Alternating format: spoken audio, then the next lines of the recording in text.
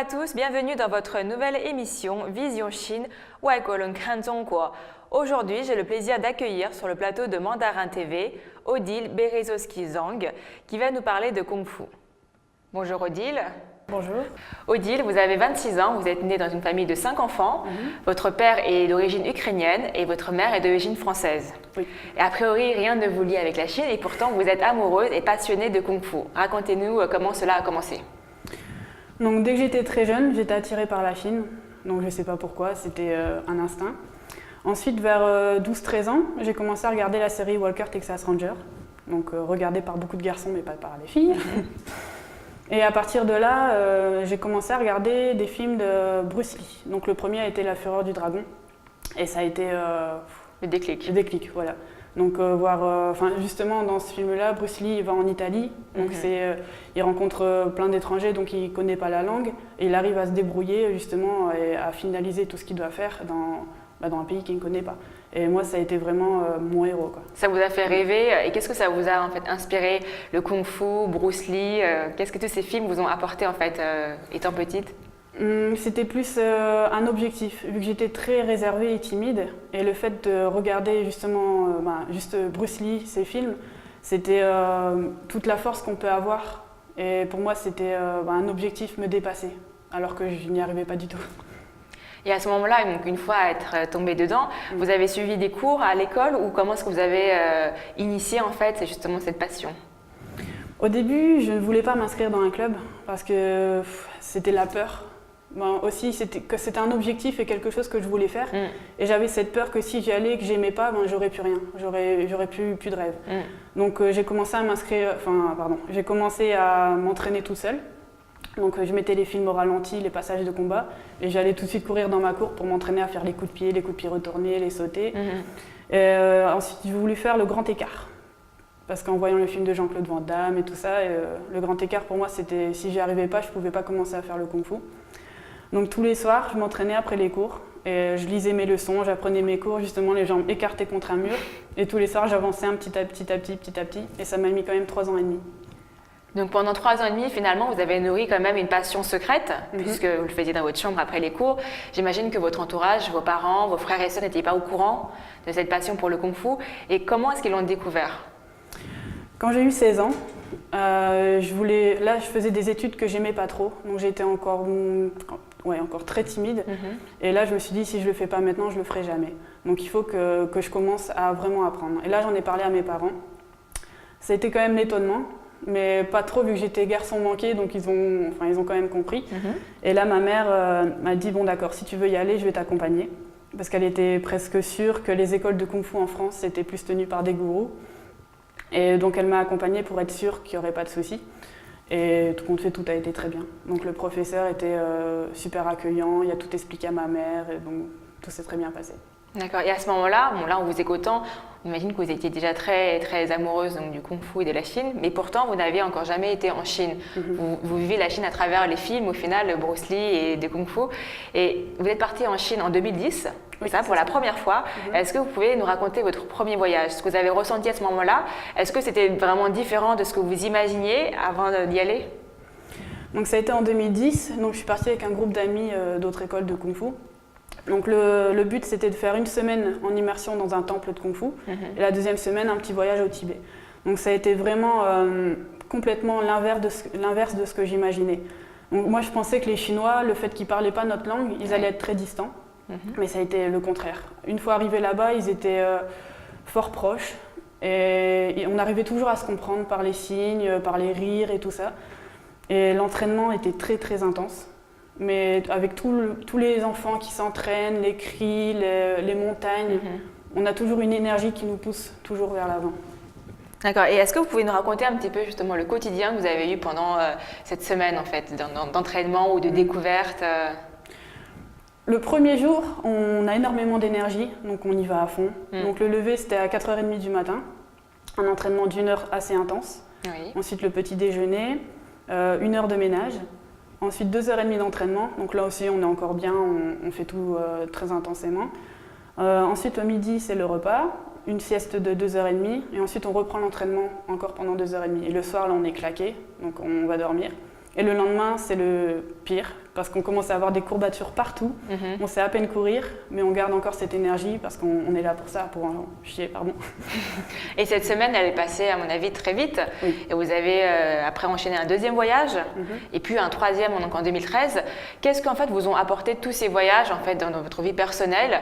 Et j'imagine qu'en Chine, il y a dû avoir un fossé assez énorme entre votre quotidien peut-être confortable en France, un style assez rudimentaire, j'imagine, dans les temples. Est-ce que vous pouvez nous décrire cet écart? Comment vous l'avez vécu? Au début, c'est plus comme un jeu. On se sent, comme moi j'étais fort dans les films, je me sens comme un film dans l'Antiquité parce qu'il n'y a pas toute cette technologie, il n'y a pas de confort. Donc les lits, c'est juste une planche de bois avec une couverture au-dessus. Donc quand on est jeune, il n'y a pas de problème, ça ne nous gêne pas. Mais c'est vrai que quand on est vieux, c'est un peu plus difficile de s'y habituer. Ensuite, la nourriture, dans les premières semaines, il n'y a pas de problème non plus. Riz, des légumes, tout va bien. C'est plus après, les semaines après, où la nourriture française nous manque, où les plats bien consistants nous manquent aussi. Les douches, c'était une fois par jour et juste une douche pour 100 personnes. Donc là, il fallait faire la queue, ça c'était le plus difficile. Donc le confort, au début, ça ne gêne pas, c'est juste après qu'on commence à moins s'y habituer. En 2013, Odile, vous avez été 1 an et demi à Pékin, donc en Chine. Est-ce que c'était pour le Kung Fu ou simplement pour la langue à l'université? Au début, c'était simplement pour la langue. Parce que en 2012, j'avais fait 6 mois de Kung Fu encore au temple.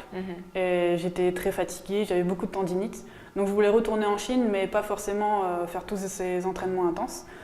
Oui, donc en 2013, en février, je suis partie en Chine pour apprendre le chinois. Donc c'était mon deuxième objectif après avoir appris le Kung Fu. C'était vraiment particulier. Donc tous les jours, j'avais 4 heures de mandarin, donc en écoute, en parler et en écrit. J'habitais au début au dortoir de l'université, mais après, suite à quelques problèmes, je suis partie vivre en colocation. Et quelques mois après, il y a les instructeurs du temple qui sont venus à Pékin pour travailler. Et j'ai pu continuer mon enseignement avec eux. Donc mes journées, c'était assez simple. Donc le matin, je me levais, je prenais mon scooter électrique pour aller à l'université, donc il y avait à peu près 4 km. Ensuite, j'avais mes 4 à 5 heures de chinois le matin. L'après-midi, souvent, je faisais des petits boulots pour subvenir à mes besoins. Donc c'était souvent du babysitting, donc les familles françaises qui cherchaient des babysitters qui parlaient français pour leurs enfants. Ensuite, j'ai fait aussi aider une dame qui avait la maladie d'Alzheimer. Donc elle était française, donc il fallait l'aider à parler et tout ça. Ensuite, j'ai fait aussi les enregistrements. Donc il y a pas mal de marques de téléphone comme Samsung qui cherchent des Français de langue native à faire des enregistrements de voix pour les applications. Donc ça me permettait à bien finir mes fins de mois. Ensuite, une fois que je rentrais, il y avait les entraînements. Donc c'était une heure par jour environ. Et au soir, avec les colocs, on mangeait bien chinois. C'est des journées bien remplies. Oui, voilà. Vous vous êtes construite, finalement découverte à travers cette expérience, à travers les films et vos différents voyages en Chine. Et on a l'impression que vous vous sentez plus chez vous en Chine qu'en France et que vous êtes découverte là-bas. Qu'est-ce qui a fait la différence avec la France? Qu'est-ce qui vous manquait ici en France que vous n'avez pas trouvé? Je pense que la première raison, c'est la sécurité. En France, peu importe à quelle heure on sort la journée, j'avais toujours peur des remarques, souvent dans la rue, on est accosté, tout ça, donc c'est ce sentiment de sécurité qu'on n'a pas. Alors qu'en Chine, en 1 an et demi, j'ai jamais eu aucun problème, quoi. Et toutes les personnes qui venaient vers moi, c'était justement pour lier contact, parce qu'ils n'avaient jamais vu d'étrangers, donc c'était toujours amicalement. Et j'ai jamais eu de problème. J'aime beaucoup courir. Et en Chine, je courais à n'importe quelle heure de la nuit. Et pareil, j'ai jamais eu aucun problème. C'est pour ça que je me sens peut-être mieux épanouie là-bas. Alors, imagine qu'après votre dernier voyage en 2013, quand vous avez dû rentrer en France pour des raisons familiales, le retour a dû être brutal et dur. Racontez-nous ce retour en France. Dans ma tête, retourner en France, c'était comme un trou noir. Je ne savais pas quoi faire, par où commencer. Je retournais vivre chez mes parents, donc à 24 ans, je voulais mon indépendance, mais je revenais avec aucun moyen financier. À la base, j'ai qu'un bac pro, donc je savais que je retournerais à mon ancien travail, qui était manutentionnaire, donc travailler en intérim. Et dans ma tête, c'était retourner à un point de départ. Alors que vous avez quand même beaucoup construit en Chine, une vie déjà, et en France, c'était repartir de zéro. Oui, voilà. Donc en Chine, j'étais indépendante, je faisais ce que j'aimais. Retourner en France, c'était très difficile. Je n'avais pas de point vers l'avenir. Qu'est-ce que je pouvais faire? Donc dans ma tête, c'était je travaille 6 mois et je retourne en Chine. Donc c'est ce qui devait se passer, mais ça ne s'est pas passé comme ça. Pourquoi? Est-ce que vous avez rencontré quelqu'un en France qui vous a fait changer vos plans, peut-être? Voilà. Donc 2 mois après que je suis rentrée, je me suis rendu compte que mon chinois commençait vraiment à baisser de niveau. Donc j'ai essayé de trouver un étudiant chinois qui pourrait justement échanger avec moi, donc niveau langue. Et pas loin de chez moi, j'ai trouvé justement un jeune étudiant qui cherchait à apprendre mieux le français, parce qu'il avait beaucoup de difficultés. Donc on a commencé à faire des cours particuliers, et au bout de quelques semaines, on s'est rendu compte qu'on avait beaucoup de points communs, et c'est parti de là. Et maintenant, il est devenu votre mari. Oui. Et depuis que vous êtes rentrée en France, quel est votre quotidien? Qu'est-ce que vous faites maintenant? Est-ce que vous suivez toujours les cours de Kung Fu? Oui, bien sûr. Donc ça, le Kung Fu, je n'ai pas abandonné. Donc je suis retournée dans la première école que j'ai été, donc c'est le Cinabre Rouge à Sizouin. Donc ça me fait beaucoup de bien de continuer le Kung Fu. Ensuite, grâce à mon mari justement, il m'a donné beaucoup de courage, parce que c'est dur quand on a 24 ans de retourner à l'université avec des jeunes de 17 ans. Mais il m'a donné cette envie, donc je suis retournée à l'université. Donc là, j'ai commencé une licence en chinois langue appliquée. Et là, je suis en 2e année. Donc il me reste encore 1 an avant d'être diplômée. Vous avez dû beaucoup vous apporter mutuellement. Lui s'est francisé petit à petit et vous êtes presque totalement sinisé. Racontez-nous.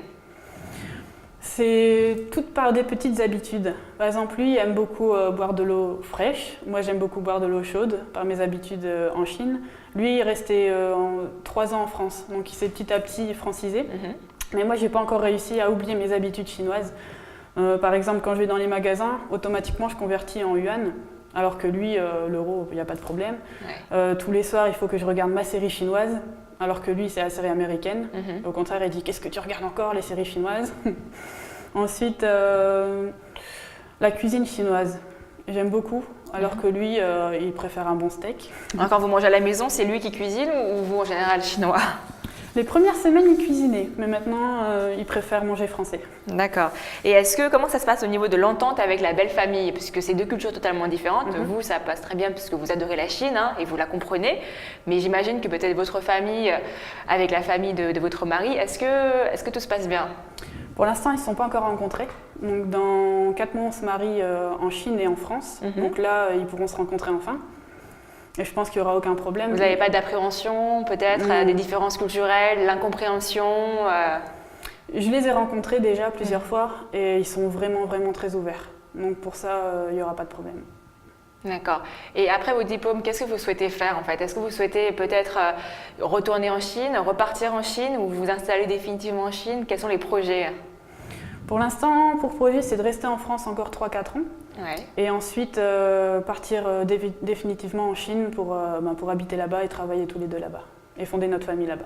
Et vous avez créé aussi, Odile, votre propre association pendant que vous étiez en Chine. Racontez-nous comment ça s'est passé et l'objectif derrière l'association. Donc ça a commencé à peu près il y a 2-3 ans, où les personnes qui avaient déjà été au temple avaient du mal à retourner pour avoir la lettre d'invitation et tout ça, vu que c'est pas vraiment évident quand on est tout seul.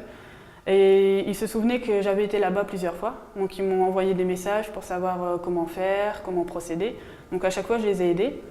Et puis les instructeurs du temple ont vu que je les aidais justement à avoir des nouveaux élèves chaque année. Donc ils m'ont demandé d'ouvrir un site internet. C'est ce que j'ai fait. Et avec ça, j'ai ouvert l'association. Donc c'est Stage Kung Fu Chine, www.stage-kung-fu-chine.fr. Et c'est très simple, c'est une association basée sur le conseil. Donc les personnes m'envoient des mails, me téléphonent et je leur explique comment est le quotidien au temple, comment faire, tout ce qui est traduction s'ils ont besoin d'aide sur place. Vous avez déjà aidé combien de personnes à partir à réaliser leurs rêves? En 1 an et demi, à peu près une soixantaine. Une soixantaine? Oui, voilà. Et mis à part le Kung Fu Shaolin, qu'est-ce que ça vous a apporté? Ça m'a appris énormément de choses. Tout d'abord, avant de partir, j'avais toujours cette habitude d'abandonner les choses dont je n'arrivais pas à faire. Mais une fois là-bas, je me suis rendu compte que abandonner, ce n'était pas la bonne solution. Donc ça arrivait par exemple le matin, on court une très grande pente. Et moi, j'ai beaucoup de mal en cardio. Donc je suffoquais à chaque fois et je m'arrêtais tout le temps. Et arrivé une fois où un petit garçon m'a pris la main, il a dit « Allez, continue, t'arrêtes pas ». Et ça a été le petit déclic. Et donc à partir de ce moment-là, j'ai essayé de ne pas abandonner. Et pendant les entraînements, c'est très dur. Quand on n'en peut plus, quand on a mal, le fait de continuer, c'est vraiment passer une étape. Et mon professeur m'avait dit à ce moment-là, pense que cette grande pente, c'est comme la vie.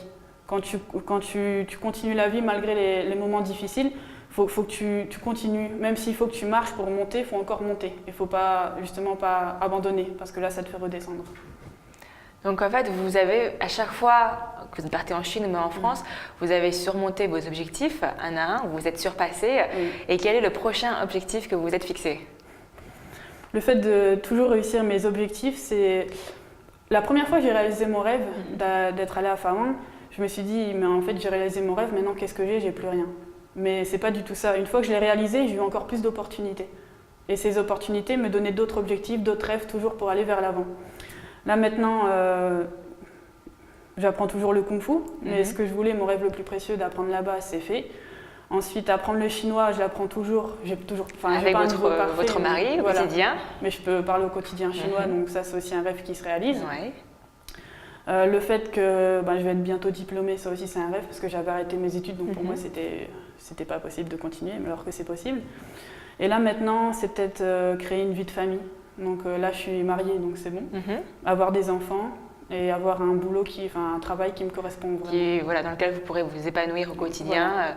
Et j'imagine que vous voulez élever peut-être vos enfants dans la culture chinoise, leur apprendre le respect, donner des noms chinois et, comme vous l'avez dit tout à l'heure, aller vivre en Chine avec eux. Oui, ça, fonder votre famille là-bas. Oui, ça c'est presque sûr, oui. D'accord. Et est-ce que vous pensez qu'au niveau, juste une dernière question, au niveau éducation, vos enfants seront peut-être mieux là-bas qu'ici en France? Ça, c'est une question qu'on se pose déjà maintenant. Ouais. Pour moi, j'aimerais bien qu'ils soient en France jusqu'à 5-6 ans pour bien parler français sans accent. Mais par contre, mon mari, lui, voudrait qu'ils fassent tous leur scolarité en Chine. Parce que pour lui, le niveau en France est vraiment très bas comparé à la Chine. Ouais. Donc il m'a dit, par exemple, en Chine, les collégiens ont le niveau des universitaires en France. Donc c'est presque sûr qu'ils feront la scolarité. Ça fait réfléchir un petit peu, c'est des choses qu'il faut préparer quand même avant d'y aller. Oui. Odile, vous avez parfaitement assimilé la culture chinoise, et vous êtes passionnée d'ailleurs par ça.